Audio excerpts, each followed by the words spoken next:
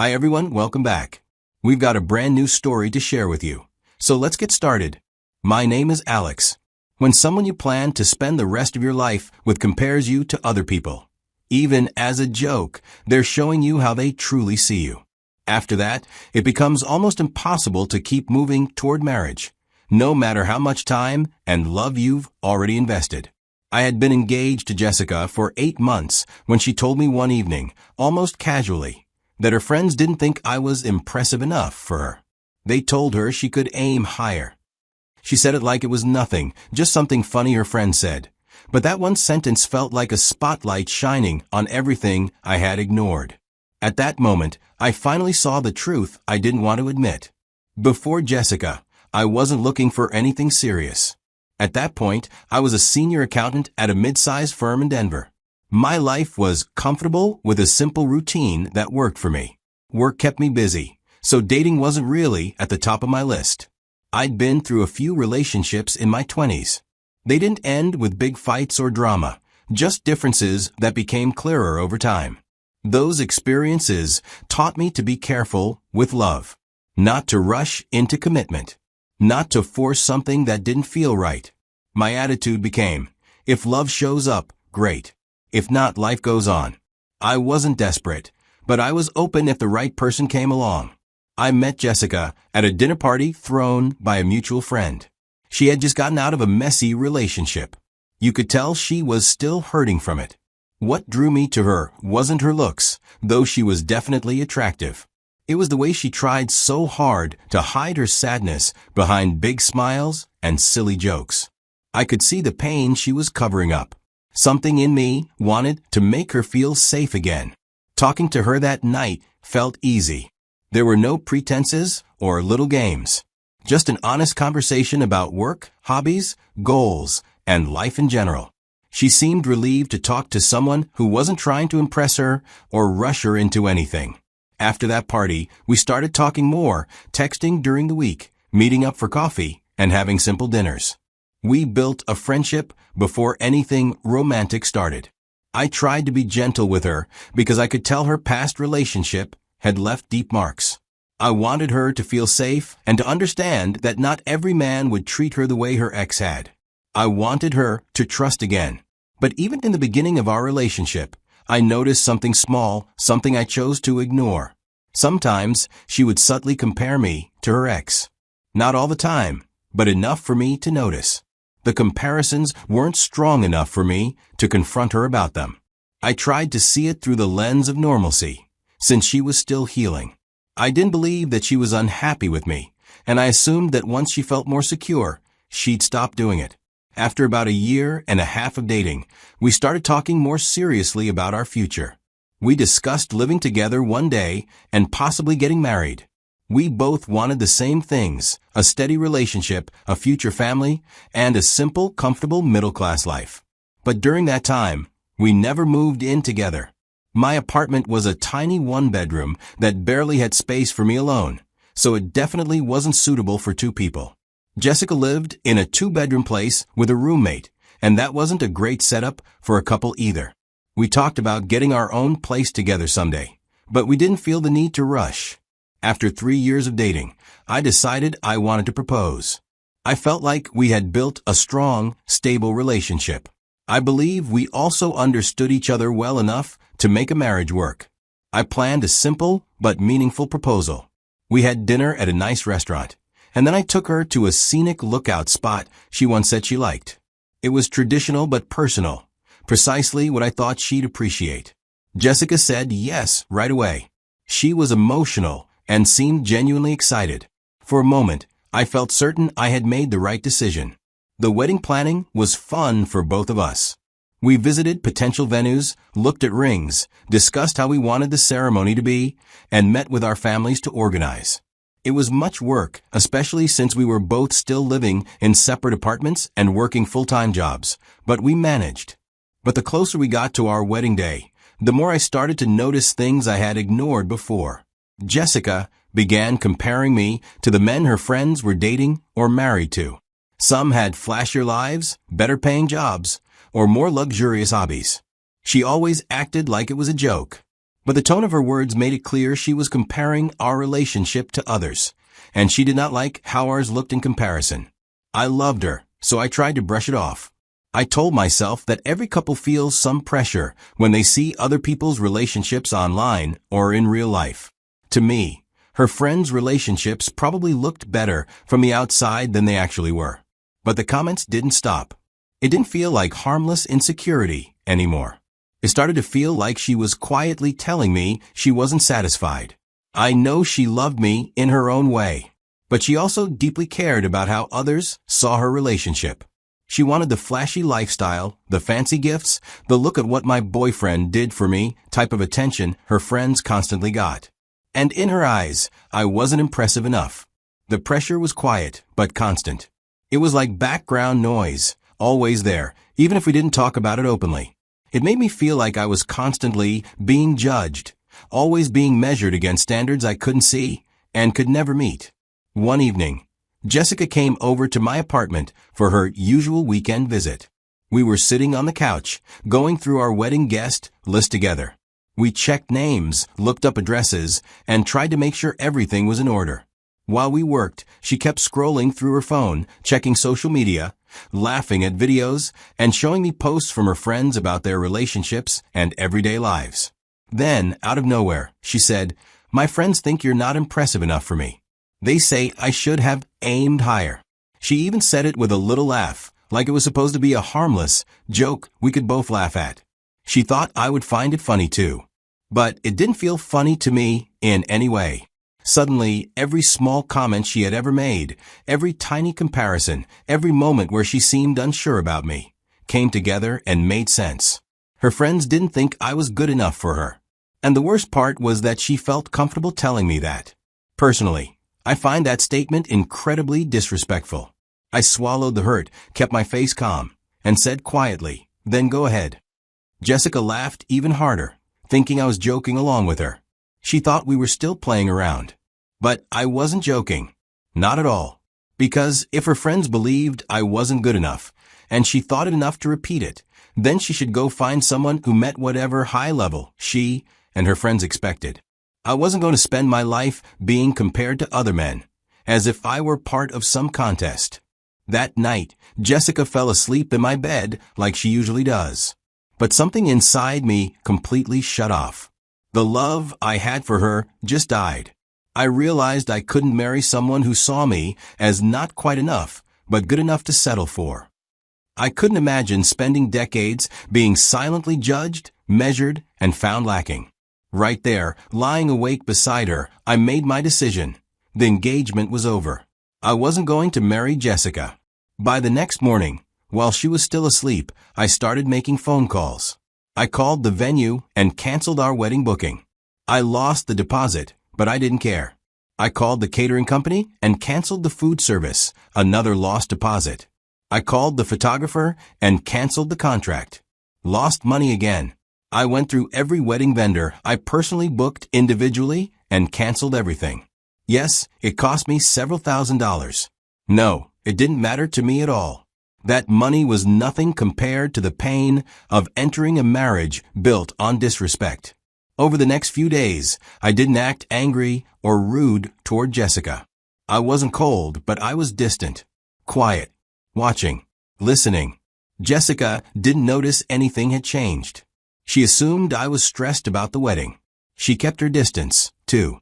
She never checked anything for herself. Not the venue, not the catering, not the photographer. She just assumed everything was still moving forward. I didn't tell her about the cancellations. I didn't tell my family. I didn't inform our friends. I simply stayed quiet and waited to see how everything would unfold. About a week after I canceled everything, I woke up at around 2 in the morning to see my phone blowing up. I had several missed calls and a long list of messages from one of Jessica's friends. I didn't answer right away. I scrolled through the messages first.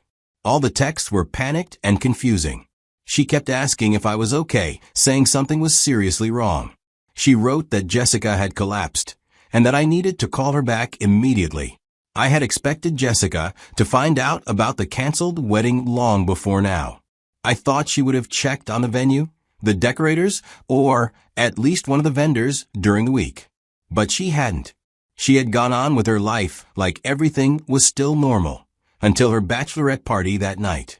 Apparently, during the party, someone mentioned or contacted someone at the venue, which prompted Jessica to check the wedding plans herself.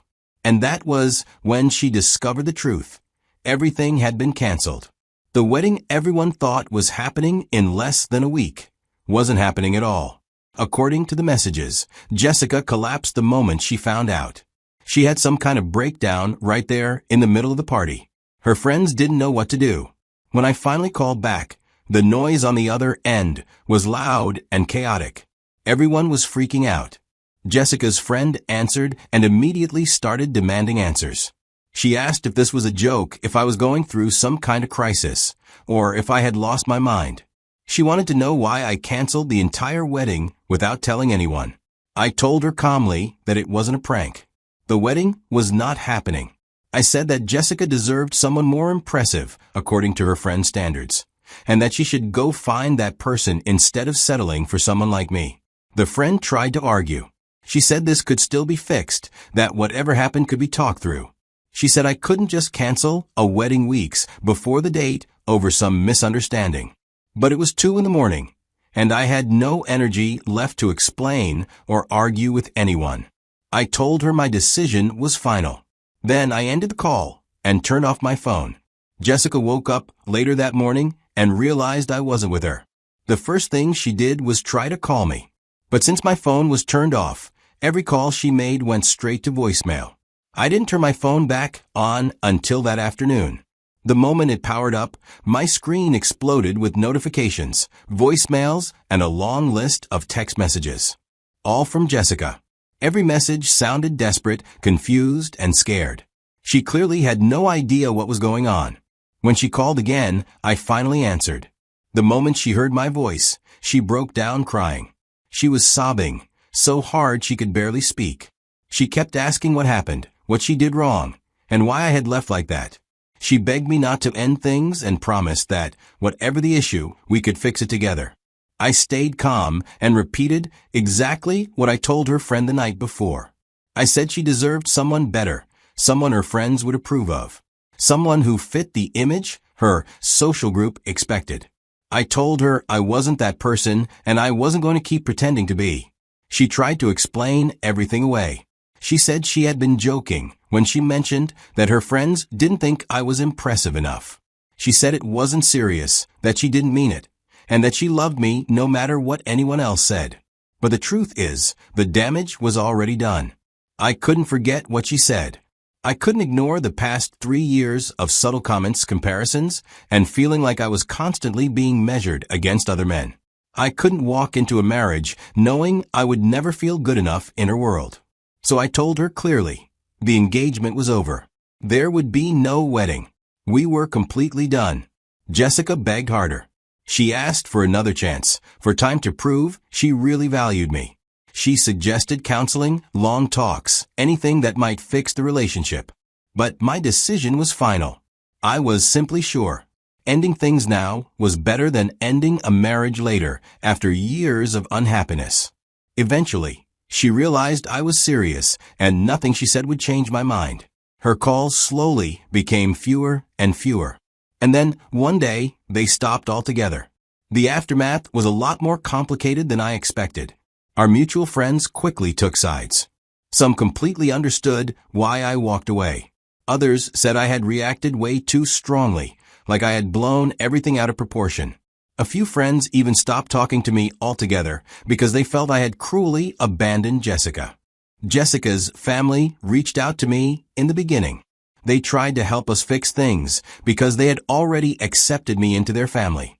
They didn't want everything to fall apart because of what they believed was a small misunderstanding. I appreciated their kindness, but I stayed firm in my decision. I told them this wasn't about one hurtful comment. It was about a pattern of behavior I had seen over the last 3 years. My own family supported me once I explained everything that happened. My mom said she had always felt Jessica seemed a little unhappy or unsatisfied, but she didn't want to meddle in my relationship. My dad was more direct.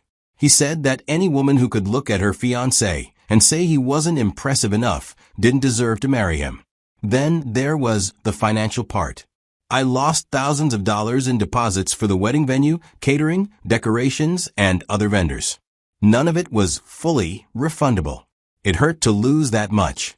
In the end, I treated it as a very expensive lesson. It's better to recognize you're not compatible before getting married than to trap yourself in a lifelong mistake. The emotional aftermath took much longer to deal with than I expected. Even though I knew I had made the right choice, ending a 3-year relationship left a big empty space in my life. All the habits and routines I had built around Jessica suddenly had to disappear. The future I thought we would share had to be completely replaced with something new. For several months, I spent most of my time alone. I tried to rebuild who I was because I realized that much of my confidence had been worn down by constant judgment and comparison. During that quiet time, I finally understood how much mental energy I had wasted trying to look impressive all the time. I saw how tiring it had been to always wonder if I was good enough. And for the first time in a long while, it felt amazing to just be myself without feeling like someone was always judging me. Looking back now, after I canceled the wedding and ended the engagement, I can finally see everything clearly. I didn't understand any of it while I was in the middle of it. I learned that jokes can hide real feelings. Jessica often made comments that seemed playful, but they actually hurt me. I now understand that people sometimes use humor to say harsh truths, because it lets them pretend they didn't mean it if they get called out. I learned that helping someone heal doesn't mean you owe them your whole life. I supported Jessica while she tried to move on from her past relationship. I was patient, I listened, I stayed by her side. But that didn't mean I owed her a marriage, especially after realizing she didn't see me as enough. Helping someone get better isn't a debt I have to repay by staying forever. I learned that small comparisons can slowly destroy a relationship. Jessica often compared me to her ex, or to other men her friends dated. Sometimes the comments were tiny. Sometimes she said them like they were jokes. But all those little comparisons added up. Over time, they made me feel like I was constantly being scored or judged rather than loved for who I really was. I learned that for some people, how a relationship looks matters more than how it actually feels. Jessica cared more about her friends' opinions than our connection. She wanted a partner who would impress her social circle. It didn't matter how well we communicated or how loyal I was. What mattered to her was whether other people would think her partner was high status. I realized I could never win a game like that because the rules kept changing based on what her friends thought. Most importantly, I learned that canceling a wedding right before it happens is still better than getting divorced right after marriage. Yes, I lost thousands of dollars in deposits. Yes, I spent 3 years in a relationship that ended. But that was still better than spending decades with someone who made me feel like I was never enough. Money and time shouldn't trap you in a life that will make you miserable. Now I'm at peace with my decision. I know marrying Jessica would have been a colossal mistake. She needed someone who would constantly impress others, not someone who loved her sincerely. And I deserve a partner who values me for who I am, not someone who judges me based on outside opinions. The process wasn't easy. I had to accept that 3 years had gone by. I had to deal with the financial losses from all the canceled wedding plans. I had to listen to people who thought I overreacted. And it hurt. But it was worth it. Because now I'm free. I'm not waking up every day feeling like I'm being compared to other men. I'm not living under pressure to be good enough for her friends. I deserve someone who thinks I'm enough exactly as I am. Jessica wasn't that person. So I left before I made a permanent mistake.